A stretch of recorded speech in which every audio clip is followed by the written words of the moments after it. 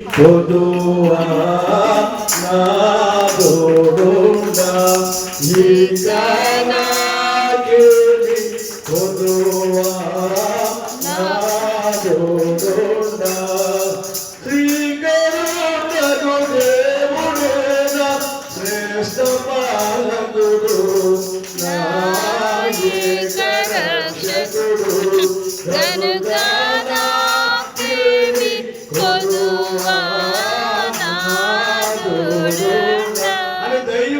కీర్తన నేను పాడుకున్నాను. మా పాస్టర్ వద్దు ఆ ఫోన్ ఎప్పుడు చేద్దన్నాను. 2 నిమిషాలు చేశాడు. నా ఫోన్ నెంబర్ ఉంది. నా భయం ఏమో అయితే నా పేరు పెట్టి మా అమ్మ ఎవరికైనా పోలీసులు దొరికితే నా పేరు చెప్పేస్తారని రోజు సన్నిధికి వెళ్ళి వాకింగ్ చెప్తాను. నాకు అలాగే చూసుకుని నా భయం అంతా అడిగే ఉంటుంది. దేవుడి మీద లేదు. ఎవరి మీద ఉంది భయం? ఎప్పుడు వచ్చేస్తారు పోలీసులు, వీడు ఎప్పుడు దొరికిపోతాడో. ఇక నా రోజు టెన్షన్. ఓ రోజు నేను వార్తలో అంత దొరికేసాడు పోలీసులకి. దేవునికి స్తోత్రం. నా పేరు మాత్రం ఎత్తలేదు. దేవునికి స్తోత్రం. అంటే దేవుడి సహాయం మనకు కావాలి. దేవుడితో సహాయం చేస్తున్నాం. ఏ లోపల ఎవరైనా ఉంటే దేవుడు తప్పగా సహాయము చేస్తాడు.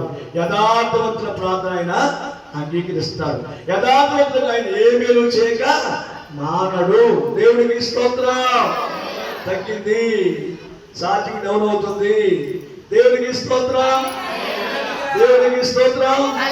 కనుక అబ్రాహాముతో నిబంధన చేశాడు. ఆదికాండం 15వ అధ్యాయంలో ఇదే ఇశ్రాయేలు యొక్క సన్నిధి.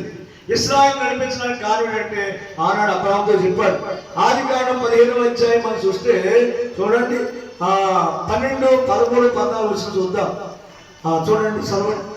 ప్రొద్దుగుంకగా పోయినప్పుడు అబ్రాహాము గాఢ పట్టిను భయంకరమైన కడిగి సేవకుడు అతన్ని కమ్మగా ఆయన నీ సన్నిధి వారు తమది కాని పరదేశమందు నివసించి ఆ దేశం వారికి దాసులుగా ఉండును అని చెప్పారు.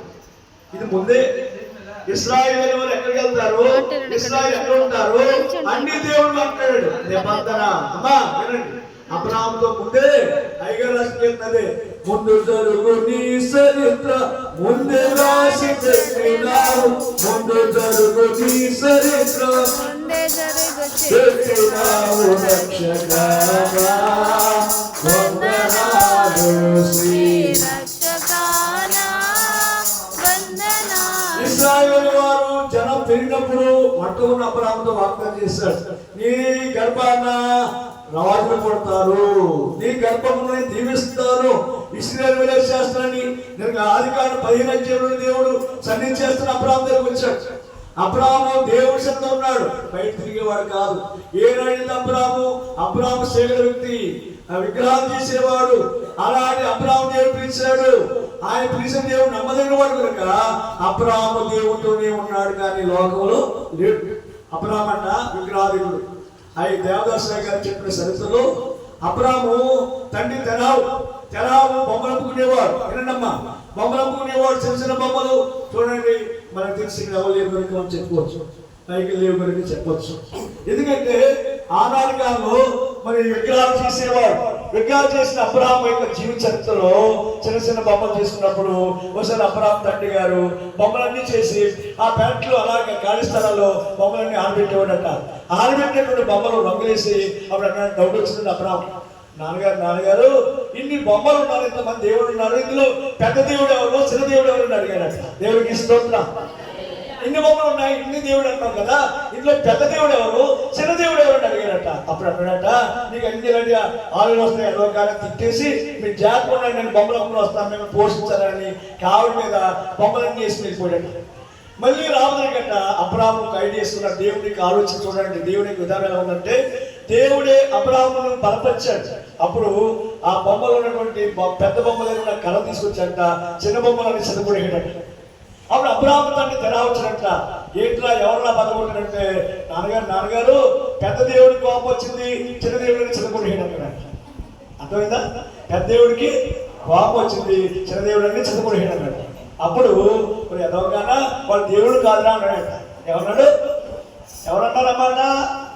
ఏ తెరావైతే ఆ జీవితం సాగిస్తున్నాడు, జీవితం సాగిస్తున్నాడు, అలాంటి అబ్రాహాము యొక్క తండ్రి తెరావు అన్నమాట ఆ మాట పలికించాడు. అప్పుడు అబ్రాహాము అనుకున్నాడట, నిజమైన దేవుడు ఒకడు ఉంటాడు అని. ఆనాటి నుండి నిజమైన దేవుడైన యెహోవా కొరకు ఎదురు చూశాడు. దేవుడికి స్తోత్రం. దేవుడి పిల్లారా, వాక్యం చూడండి, ఇర్మియా గ్రంథం 10:10 అంటాడు, యెహోవాయే నిజమైన దేవుడు. ఎవరండి చెప్పండి? యెహోవాయే నిజమైన దేవుడు అని 10:10 రాయబడి. ఆనాడు అబ్రాహాము దేవుడు పట్టుకున్నాడు. అబ్రాహాము అంట మరి లోకానికి ఒక వెలుగ చేశాడు. అబ్రాహాము అంట దేవదాసాయి రాసిన నోట్స్లో పెద్దయ్య వాళ్ళు చెప్పిన మాట నాకేం తెలియదు. పెద్దయ్య వాళ్ళు చెప్పిన మాట మేము విన్నాము, నేర్చుకున్నాం. అబ్రాహాము అంట ఒక పెట్టుబడిగా ఇశ్రాయేలుకు లోకానికి ఒక పెట్టుబడిగా పెట్టట కార్యక్రమాలు దేవుడు ప్రారంభించినట్ట. దేవుడికి స్తోత్రం. అబ్రాహాము ఒక్కడే. అబ్రాహాము పిలిచినప్పుడు అంటాడు, నీవు లోకాన్ని విడవాలి, పాపను విడవాలి, నేను చెప్పిన స్థలానికి వెళ్ళాలి. ఇప్పుడు అబ్రాహాము గారు కూడా అంతే. పాలకొండ నుండి అబ్రాహాము గారు ఎక్కడికి వచ్చాడు చెప్పడమ్మా? ఎక్కడికి వచ్చాడమ్మా? మీకు తెలుసు, మీ దగ్గర ఎక్కడికి వచ్చాడు? చూడండి ఎంత భారమైన పని అంటే, మిమ్మల్ని చూస్తే మాకు ఎంతో ఆనందం. మా సేవ ఊరంతా జనమే, ఎక్కడ జనమే, ఎక్కడెక్కడ ఉంటారు మీరు. కొంతమంది అక్కడ, కొంతమంది ఇక్కడ ఉంటారు. అందరూ సమకూర్చుకొని దేవుని నామంలో ప్రార్థన చేస్తే మీరు అందరూ వచ్చారు. మాకు ఎలా కాదు, 10 మంది రమ్మంటే 100 మంది రమ్మంటే అభివృద్ధి వచ్చేస్తారు.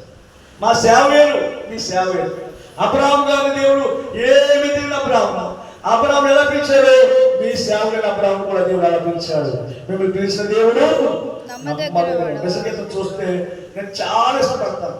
ఈ ఏరియా ప్రాంతంలో ఇలాంటి సేవకు నేను ఎక్కడ చూడలేదు. నిజంగా అది నేను కోరుకున్నాను. నేను కోరి అడిగాను, అయ్యా మీ ప్రాంతం రావాలి, మీ సేవను చూడాలి, మీ భారాన్ని చూశాను, మీరంటే నాకు ఇష్టం. నన్ను అలా నమ్ముతాడు. మా కుటుంబ సభ్యులుగా ఆయన్ని నమ్మాను. నన్ను కూడా కుటుంబ సభ్యులుగా వాళ్ళు ప్రేమిస్తారు. కనుక దేవుడు ఏం చెప్పినంటే, అబ్రాహాము అన్నాడు, నీవు లేచి నీ బంధువుల నుండి, నీ ఇంటి వారి నుండి, నీ దేశం నుండి నేను చూపించే దేశములకు వెళ్ళు. దేవుడికి స్తోత్రం. చూడండి, అది దైవజనుడు చెప్పిన మాట, నీవే అని నమ్మిక. అబ్రాహాము ఎవరు నమ్మాడు? నీవే మాకు నమ్మిక అని అబ్రాహాము దేవుడు నమ్మాడు. అది నీతిగా ఎంచబడింది. అబ్రాహాము దేవుడు నమ్మాడు, విశ్వాసంలో తండ్రి అయ్యాడు. ఆనాటి నుండి దేవుడు నిబంధన చేశాడు. ఆనాటి అబ్రాహాము ప్రార్థన చేస్తున్నాడు. ఒకసారి అబ్రాహాము అంట సన్నిధి చేస్తున్నాడు. ఎక్కడ? ఇంటిలో సన్నిధి. ఎక్కడమ్మా? అయ్యగారు అన్నారంట, నీకు ప్లేస్ కుదరకపోతే నువ్వు ఒంటరిగా ఇంట్లోనే ప్రార్థన చేసుకో, సన్నిధి గదిగా ఏర్పాటు చేసుకో. బయలుమిశ్ర ఇల్లు కట్టామంటే ఏమున్నది? సన్నిధి గది తప్పగా కట్టాలి. అది దేవుడి గది అంటాం. పూర్వం హిందువులు ఏమంటారు? దేవుడి గది అంటారు. మనం ఏమంటాం? సన్నిధి అంటాం. దేవుడికి స్తోత్రం. కనుక అబ్రాహాము ఎక్కడ చేస్తున్నాడు సన్నిధి? ఇంట్లోనే సన్నిధి. సన్నిధి మానవత్వం. నీకు కష్టం వచ్చిన వాళ్ళు అయ్యగారు అన్నారంట, నీవు ఎన్ని శ్రమ వచ్చినా, నిద్ర వచ్చినా, అవమానం వచ్చినా, నీకు భయంకరమైన వ్యాధి వచ్చినా సన్నిధి మానవద్దు అన్నారట. దేవుడికి స్తోత్రం. అయ్యగారు చెప్పిన మాటలు. కనుక సన్నిధి చాలా మంది మానేస్తారు. సన్నిధిగా అభిషేకిస్తున్నారు. ఈరోజు అయ్యగారు చెప్పారు, 10 మంది అభిషేకిస్తున్నారు అన్నాడు. మంచిది బాబు, ప్రార్థన చేద్దాం. ఇంకా అనేక అభిషేకించాలి, అనేక అభిషేకం పొందాలి. ఈ అభిషేకం నిజమా కాదా చెప్పండి? మీరు పొందే అభిషేకం ఉందా లేదా? నిజమా కాదా?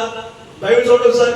మొదటి అనుపత్రిక దేవుడికన్నా మరి చాలా మంది అభిషేకం లేదు, కాదు అని వారు ఉన్నారు. ఈ దేవుడికన్నా దైవజుడి బోధ తప్పని వాడు ఉన్నారు. ఇది మంచిది కాదని వాడు ఉన్నారు. నమ్మొద్దు అంటున్నారు. కానీ నమ్మాలవుతుంది. బైబిల్ చరిత్ర మనం చూస్తే మన అన్ని ఉంటాయి. దేవుడికి స్తోత్రం. మొదటి అనుపత్రిక 1 అధ్యాయము 2 అధ్యాయము 27 వచనం చూడండి ఒకసారి. అయితే ఆయన వల్ల మీరు పొందిన అభిషేకము మీలో నిలుచున్నది కనుక ఎవడనో మీకు బోధింపనక్కర్లేదు అన్నాడు. అమ్మా, నిజంగా బోధ అనేది అన్ని వరాలు, అన్ని ఫలాలు కలిగిన అభిషేకం. దేవుడికి స్తోత్రం. అంత అభిషేకం మీకు ఇస్తున్నాడు. ఉదాహరణకి సమయంలో అభిషేకించాడు. అది ఏమొచ్చిందంట? కొత్త మనసు వచ్చిందంట. ఏమొచ్చిందండి చెప్పండి? ఏమొచ్చింది? ఏ మనసు వచ్చింది? కొత్త మనసు. మరి ఈ రోజు ఏం రావాలి మీకు? మారు మనసు రావాలి. దేవుడికి స్తోత్రం. కొత్త మనసు ఎంతవరకు పాపను గతించిపోవాలి. అయ్యగారు అన్నారు, మరి ఎక్కడ హితమైన బోధలు, ఎక్కడ లేని సొట్టు ఇక్కడే తెలుసు అన్నారు. కనుక అన్ని ముక్కలైపోవాలట. మీరున్న పాపాలు, వ్యాధులు, శ్రమలు, కష్టాలన్నీ ముక్కలే. అందుకే అయ్యగారు రాస్తారు, శృతి చేయ రండి రండి సోదరులారా, శృతి చేయ రండి రండి. ఎక్కడ లేనటువంటి శొట్టు, ఎక్కడ లేనటువంటి శ్రమలు ముక్కలైపోతున్నాయి. దేవుడికి స్తోత్రం. ఈ అభిషేకం ద్వారా మీరున్న శ్రమలు ఏమైపోవాలి? ముక్కలైపోవాలి. అన్ని రాలిపోవాలి. మీరు కొత్త వారిగా మారాలి. దేవుడికి ఇష్టమైన వారు ఉండాలి. అబ్రహాము వలె దేవుడికి ఇష్టమైన బిడ్డగా మీరు మారాలి అనేది దేవుడు వారికి చెప్తుంది. ఇంకో మాట చూద్దాం. అబ్రహాముతో ఓ మాట అంటాడు. అబ్రహాము సన్నిధి చేస్తున్నాడు, దేవుడే దిగి వచ్చాడు. దేవుడికి స్తోత్రం. సన్నిధి అంటే ఏంటి? దేవుడు మాట్లాడినా, దేవుడి మనమే దేవుడితో మాట్లాడినా, ఒకసారి అంట దేవుడితో పాటంట దేవుడు కొంచెం లేట్ అయితే సాధారణ కూడా వచ్చి మాట్లాడతాడు. దేవుడికి స్తోత్రం. మాట్లాడతా దేవుడి సన్నిధి ఎవరు ఉంటారు తెలుసా మీకు? మనతో పాటు ఎవరు ఉంటారు? దేవుడు ఉంటారు. ఇంకెవరు ఉంటారు? ఇక మన దగ్గర ఎవరు ఉన్నారు చెప్పండి. ప్రభువును పరిశుద్ధులను ఏక ప్రభువు దూతలను పరిశుద్ధులను విభవముగా మన మధ్య మసులుగు చూలుచుచుందురుగా వెలుగుచుందురుగా కనుక నాకేమి కొదువా నాదుడుండా. నిబంధన చేశాడు దేవుడు. దేవుడు ఒక నిబంధన చేయడు. నీవు నా మాట విన్నావు కనుక నేను నీ మాట వింటాను కనుక దేవుడు టైం అయింది. అయ్యగారు టైం కూడా చెప్పేయండి. అయ్యగారు టైం కూడా చెప్పి పక్కనండి. అప్పుడు అందరూ చెప్పలేదు. అయిపోయింది, సాంబార్ అయిపోయిందంట, కూరలు అయిపోయిందంట, అన్ని అయ్యగా చెప్తుంది. దేవుడికి స్తోత్రం. చూడండి, ఒకే నిబంధనలో ప్రయోజనం ఏంటంటే ఓసారి అబ్రాహాము ఒక దేశానికి వెళ్ళాడు. ఆ ప్రాంతంలో గుడాలు వేసి నివసిస్తున్నాడు. అక్కడ భార్య సారాయి ఉంది. అయ్యగారు అన్నారు సారాన్ని చూసి సారాయి జాగరగుండి అన్నారు. అబ్రాహాము ప్రార్థన పరుడైతే సారాయి జాగడు. కానీ మా మంత్రి గారు చాలా మంచిది. అబ్రాహాం గారి భార్య రూతు గారు చాలా మంచిది, జాగరగుండు కాదండి, ప్రార్థన పరురాలు. దేవుడికి స్తోత్రం. చాలా పరిచయం చేస్తుంది. మేము వచ్చి ఉంటే చాలా కష్టపడి పని చేస్తుంది, చాలా పరిచయం చేస్తుంటుంది. కానీ బైబిల్ ప్రకారం చూస్తే దైవజనుడు దేవదర్శనం చెప్పారట అబ్రాహాము నీతిమంతుడు అయితే సారాయి జగడగుండి అంట. చూడండి, అలాంటి జగడగుండి దేవుడు నమ్మలేదు. కానీ అమ్మే అందగత్తట. సారా ఎవరండి? చాలా అందగత్తట. ఓసారి అగ్నిలకి రాజు అంట అబ్రాహాముని ఇద్దరు చూసి అన్నాడట. ఆ అందాన్ని చూసి మోసపోయి అమ్మిలకు రాజు అన్నాడట ఈమె ఎవరని అడిగాడట. ఈమె నా సోదరి అన్నాడు. ఏమన్నాడమ్మా? అంటే ఏమన్నావు కదా నా సోదరి కదా అని అనుకున్నాడు. అనుకున్నా సరే రాజుగారు వదలకుండా ఆమెను తన గృహంలో తీసుకుపోయాడు. ఆ రాత్రిలో అబ్రాహాము ప్రార్థన పోవడానికి దేవుడు తెలుసు. అబ్రాహాము ఎవరు నమ్మొచ్చాడు? దేవుడు నమ్మొచ్చాడా, మనుషులు నమ్మొచ్చాడా? చెప్పండి. అందుకే దేవుని వాక్యం మనుషుల కంటే యెహోవాను ఆశ్రయించిన మేలు, రాజుల కంటే యెహోవాను ఆశ్రయించిన మేలు అనే వాక్యాన్ని బట్టి అబ్రాహాము తన భార్యను తీసుకెళ్ళినప్పుడు అబ్రాహాము ప్రార్థన చేస్తున్నాడు. ఏం చేస్తున్నాడు చెప్పండి? సన్నిధి నీ సన్నిధి కోరునట్టి మానవుడే ధన్యుడు, నీ సన్నిధి కోరునట్టి మానవుడే ధన్యుడు, నీ సన్నిధి కలిగి ఉన్న ఆనరుడే ధన్యుడు, నీ సన్నిధి కోరునట్టి ఆనరుడే ధన్యుడు. ఏనాడు ధన్యుడు? ఎవరు సన్ని చేస్తారు వాళ్ళు ధన్యులు. కానీ మరి ఏదో అలవాటు ప్రకారం ఆచార ప్రకారం వచ్చేపోతే ధన్యులు కాదు. కనుక దేవుడిలారా అబ్రాహాము సన్ని చేస్తున్నాడు. దేవుడిలారా శ్రమ వచ్చింది, కష్టం వచ్చింది, నష్టం వచ్చింది, మహాశ్రమ అబ్రాహాము దైవ సన్నిధిలో మోకరించాడు. సన్నిధి గదిలో చక్కగా నీవు మోకరించాలి, సన్నిధి గదిలో చక్కగా నీవు మోకరించాలి, మోకరించి నీవు దైవ శక్తిని అందుకోవాలి, మోకరించి నీవు దైవ శక్తిని అందుకోవాలి. చేయాలి చేయాలి దైవ సన్నిధి చేయాలి, సన్నిధి చేస్తే సమస్తమైన మేలు కలుగును, దైవ సన్నిధి చేస్తే సమస్తమైన కీడులు తొలగును. దైవ సన్నిధి చేస్తే ఏముంది? ప్రయోజనం లేదా? కీడులు తొలగు. యేసునామా స్మరణ వల్ల ఏది రాదు, ఏది పోదు. ఏదైనా అవుతుందంట, ఏదైనా పోతుందంట. నీకు అదే అంటున్నాడు, భూలోకంలో మీరు సాతాను బంధిస్తే పలోరాజుల వాడిని బంధిస్తానన్నాడు. భూలోకం మీరు వేటితో పలోరాజుల వాడిని అన్నాడు. దేవుడిచ్చిన వాగ్దానం. దేవుడికి స్తోత్రం. అబ్రాహాము ఎవరి జోలికి తెలియదు, బావి తీసుకెళ్ళినా పర్లేదు, ఏది చేయడం పర్లేదు, నాకు దేవుడు ఉన్నాడు, పరమ దేవుడైనా పక్షంగా నన్నేమి చేయగలనే విశ్వాసంతో మోకరించి ఏకాంతంలో ప్రార్థన చేస్తున్నాడు. అమ్మిలు రాజుతో దేవుడు మాట్లాడుతున్నాం. బాబు నువ్వు తీసుకొచ్చిన ఆమెను ఒక అతని భార్య ఆమె జోలికి వెళ్ళొద్దని దేవుడే కనబడి మాట్లాడాడు. దేవుడికి స్తోత్రం. అంటే మనం సరి చేస్తున్న ప్రయత్నం ఉందా లేదా? ఉండాలే చెప్పండి. అప్పుడు అన్నాడు, నీ కొరకు అతను ప్రార్థన చేస్తాడు, నీ కుటుంబం బాగుపడుతున్నాడు. దేవుడికి స్తోత్రం. దేవుడు చెప్పాడు, అతడు ప్రవక్త, అతను నీ కొరకు ప్రార్థన చేస్తాడు. అబ్రాహాం గారు ప్రార్థనా పరుడు, ప్రవక్త. అబ్రాహాం దేవుడి స్నేహితుడు. అబ్రాహాము దేవుడికి స్నేహితుడు అయిపోయాడు. అందుకని అబ్రాహాంతో అంటాడు, నేను చేయబో కార్యము అబ్రాహాముకు దాస్తానా అన్నాడు. కనుక మీ దైవజనులు చాలా ప్రార్థనాపరులు. చెప్పండి, ప్రవక్త. దేవుడికి స్తోత్రం. అబ్రాహాము దేవుడు దీవించాడు. మీ దైవజనుడి ప్రాంతంలో గొప్ప దీవులతో నింపాడు. కనుక అబ్రాహాం అనే దైవజనుడి సన్నిధి పరుడు. మీ అయ్యగారు కూడా ఎవరండి చెప్పండి? సన్నిధి పరుడు, ప్రార్థన పరుడు, జ్ఞానపరుడు, గొప్ప దేవుని మీద ఆధారపడి జీవిస్తున్నాడు. ఎన్ని శ్రమలున్నా దేవుని చూస్తున్నాడు. ఓ భక్తుడు పాడాడు, ఎందరేసు నీ వైపు చూచెదరు